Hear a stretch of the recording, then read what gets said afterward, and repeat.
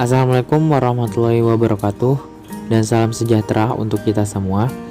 Perkenalkan, kami dari kelompok 10 beranggotakan saya sendiri Imam Friansyah. Kedua ada Satria Galih Pambudi, yang ketiga ada Clarissa Helen Rewel, yang keempat ada Nabila Aurahani. Di sini kami akan menjelaskan tentang business combination atau kombinasi bisnis menurut PSAK nomor 22. Definisi kombinasi bisnis. Menurut PSAK 22, kombinasi bisnis adalah suatu transaksi atau peristiwa lain di mana pihak pengakuisisi memperoleh pengendalian atas satu atau lebih dari suatu bisnis. Transaksi yang kadangkala disebut sebagai penggabungan sesungguhnya atau true merger atau penggabungan setara atau merger of equals juga merupakan kombinasi bisnis. Alasan kombinasi bisnis.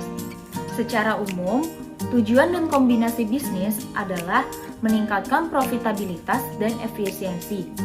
Secara khusus, kombinasi bisnis dilakukan untuk yang pertama, penghematan biaya.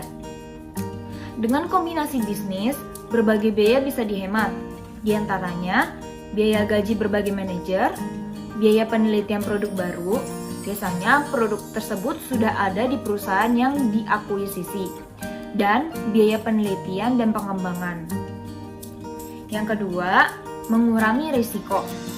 Membeli perusahaan yang sudah mempunyai berbagai macam produk dan juga pasarnya akan lebih kecil risikonya dibandingkan dengan mengembangkan dan memasarkan produk baru. Yang ketiga, mengurangi penundaan beroperasinya perusahaan.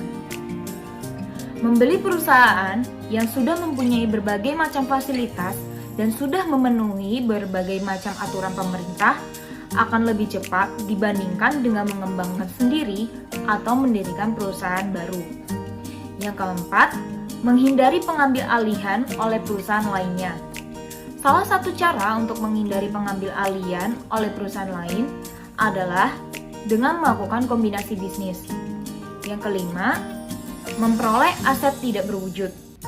Salah satu alasan untuk melakukan kombinasi bisnis adalah untuk memperoleh aset tidak berwujud yang dimiliki oleh perusahaan yang diakuisisi seperti hak paten, hak penambangan, database pelanggan, dan lain-lain. Yang keenam, alasan-alasan lainnya. Bentuk-bentuk penggabungan usaha. Bentuk ini terbagi menjadi 3. Yang pertama, akuisisi. Akuisisi terjadi ketika suatu perusahaan memperoleh aset produktif dari suatu entitas usaha lain dan mengintegrasikan aset-aset tersebut ke dalam operasi miliknya. Yang kedua, merger. Merger terjadi ketika suatu perusahaan mengambil alih semua operasi dari entitas usaha lain dan entitas yang diambil alih tersebut dibubarkan. Yang ketiga, ada konsolidasi. Konsolidasi terjadi ketika sebuah perusahaan baru dibentuk untuk mengambil alih aset-aset dan operasi dari 2 atau lebih entitas usaha yang terpisah dan akhirnya entitas yang terpisah tersebut dibubarkan. Metode pencatatan. Metode pencatatan untuk kombinasi bisnis yang dipakai adalah metode pembelian atau metode akuisisi. Penerapan metode akuisisi ini mensyaratkan yang pertama, pengidentifikasian pihak pengakuisisi. Entitas yang memperoleh pengendalian atas pihak yang diakuisisi. Yang kedua, penentuan tanggal akuisisi. Tanggal pihak pengakuisisi memperoleh pengendalian atas pihak yang diakuisisi. Juga, pengakuan dan pengukuran aset teridentifikasi yang diperoleh, liabilitas yang diambil, dan kepentingan non-pengendali pihak yang diakuisisi. Dalam kombinasi bisnis dengan pembelian saham di atas 50%. Yang ketiga, pengakuan dan pengukuran goodwill atau keuntungan dari pembelian dengan diskon. Pengidentifikasian pihak pengakuisisi atau entitas yang memperoleh pengendalian atas pihak yang diakuisisi. Untuk kombinasi bisnis yang dilakukan dengan cara membeli aset neto atau total aset dikurangi total hutang perusahaan, pihak pengakuisisi adalah pihak yang memberikan imbalan berupa kas atau aset lain, atau memberikan imbalan dalam bentuk efek hutang atau efek ekuitas. Pengidentifikasian pihak pengakuisisi akan dibahas lebih lanjut dalam pembahasan konsolidasi. Penentuan imbalan yang diberikan. Imbalan yang diberikan kepada perusahaan yang diakuisisi adalah jumlah dari nilai wajar aset yang ditransfer, hutang yang timbul, dan efek ekuitas yang diterbitkan oleh pengakuisisi. Imbalan juga termasuk consolidation sepanjang imbalan tersebut besar kemungkinan akan terjadi dan jumlahnya dapat diukur. Biaya yang terkait dengan perolehan atau akuisisi. Biaya yang terkait dengan perolehan akuisisi meliputi biaya maklar, advis, hukum, akuntansi, penilaian, biaya profesional atau konsultasi lainnya, biaya administrasi umum termasuk biaya pemeliharaan departemen akuisisi internal, dan biaya pendaftaran serta penerbitan efek hutang dan efek ekuitas. Kecuali biaya pendaftaran dan penerbitan efek hutang dan efek ekuitas dibebankan pada periode berjalan. Selanjutnya, sesuai dengan PSAK 55, biaya pendaftaran serta penerbitan efek hutang akan menambah diskon atas hutang atau mengurangi premium dengan cara didebatkan ke diskon atau premium efek hutang. Sedangkan biaya pendaftaran serta penerbitan efek ekuitas akan mengurangi didebatkan ke agio saham atau additional paid in capital. Biaya-biaya yang terkait dengan investasi digolongkan menjadi 3. 1. Biaya langsung berupa harga yang dibayarkan kepada pihak yang dibeli atau diakuisisi akan diakui sebagai harga perolehan investasi. 2. Biaya langsung lainnya seperti biaya akuntansi, hukum, konsultan, dan biaya-biaya pertemuan. Perlakuan akuntansinya dimasukkan dalam beban berjalan pada saat terjadinya. Yang ketiga, biaya-biaya langsung seperti biaya pendaftaran dan penerbitan surat-surat berharga ekuitas. Perlakuan akuntansinya mengurangi tambahan modal disetor atau additional paid in capital. Penentuan tanggal akuisisi atau tanggal pihak pengakuisisi memperoleh pengendalian atas pihak yang diakuisisi. Tanggal akuisisi adalah tanggal penutupan kontrak, yaitu tanggal penandatanganan kontrak di notaris. Pengakuan dan pengukuran aset teridentifikasi yang diperoleh, liabilitas yang diambil ahli, dan kepentingan non-pengendali pihak yang diakuisisi. Penerapan prinsip dan ketentuan pengakuan oleh pihak pengakuisisi dapat menyebabkan pengakuan atas suatu aset dan liabilitas yang sebelumnya tidak diakui oleh pihak yang diakuisisi dalam laporan keuangannya.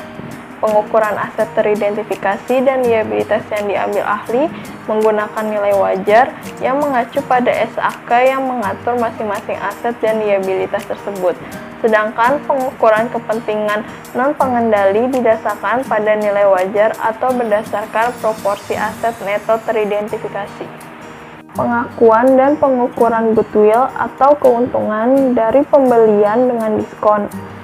Dalam suatu kombinasi bisnis, ada kalanya imbalan yang diberikan lebih besar daripada nilai wajar aset neto atau aset dikurangi liabilitas yang diperoleh. Selisih tersebut diberikan karena pengakuisisi menilai bahwa perusahaan yang diakuisisi mempunyai berbagai kelebihan aset yang tidak bisa diidentifikasi. Aset demikian disebut goodwill. Sebaliknya, bila imbalan yang diberikan lebih kecil daripada nilai wajar aset neto atau aset dikurangi liabilitas yang diperoleh, maka akan terdapat goodwill negatif. Goodwill negatif akan dicatat oleh pengakuisisi sebagai keuntungan pada tahun berjalan.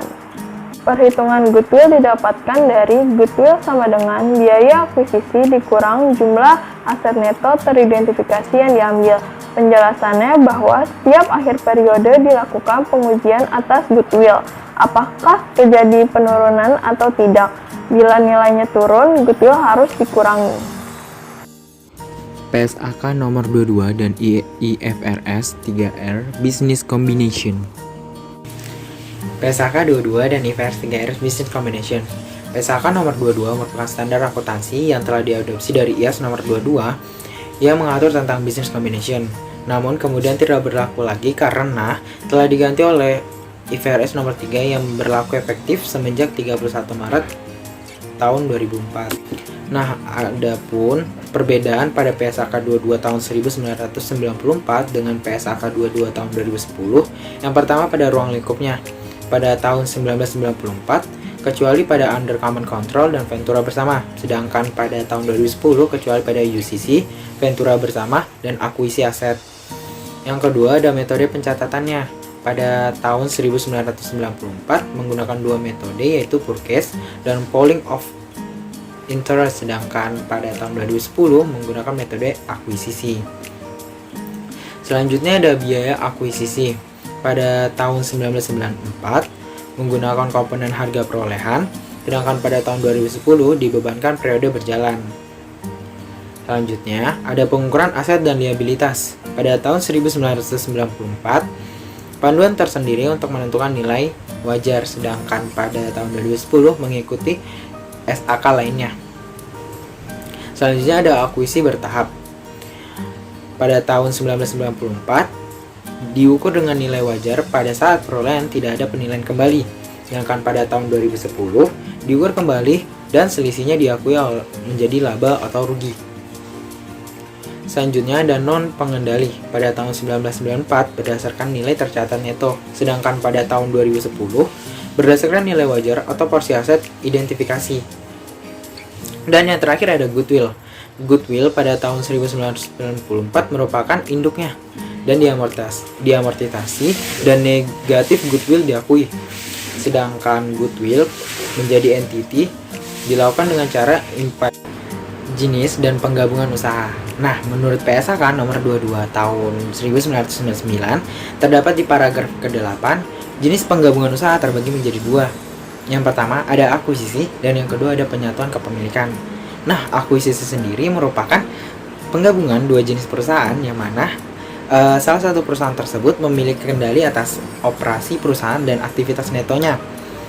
Yang kedua ada penyatuan kepemilikan yang mana seluruh pemegang saham pada perusahaan tersebut bersama-sama memiliki kendali atas operasi perusahaannya. Selain itu ada klasifikasi akuisisi. Nah, klasifikasinya ini terbagi menjadi dua, yaitu berdasarkan bentuk dasar akuisisinya dan berdasarkan keterkaitan operasinya. Berdasarkan bentuk dasarnya itu menjadi tiga, yaitu merger atau konsolidasi, akuisisi saham, dan akuisisi aset. Merger ini penggabungan dua usaha yang mana akan menjadi satu. Misalnya perusahaan A diakuisisi perusahaan B, maka akan menjadi perusahaan A saja. Terus yang kedua berdasarkan keterkaitan operasinya juga terbagi menjadi tiga, yaitu akuisisi horizontal, terus akuisisi vertikal, dan akuisisi konglomerasi. Akuisisi horizontal ini pengakuisisian mana masih menjadi satu lini bisnis atau line up bisnis, seperti contohnya perusahaan mie mengakuisisi perusahaan saus, kecap, dan lain sebagainya. Sedangkan akuisisi vertikal ini dia mengakuisisi penggabungan usaha dilakukan oleh perusahaan yang masih memiliki keterkaitan antara pemasok, pengolah, dan distributor, seperti contohnya perusahaan kain mengakuisisi perusahaan pakaian jadi. Yang terakhir ada akuisisi konglomerasi. Nah, ini akuisisi yang mana tidak memiliki terkaitan antara bisnis jasa atau produk yang dihasilkan oleh keduanya. Misalnya bank mengakuisisi perusahaan otomotif. Nah, setelah mendengar seluruh pemaparan materi mengenai PSAK 22 yang dibawakan oleh kelompok 10, mungkin itu saja yang bisa kami sampaikan. Kurang dan lebihnya mohon dimaafkan. Sekian dan terima kasih.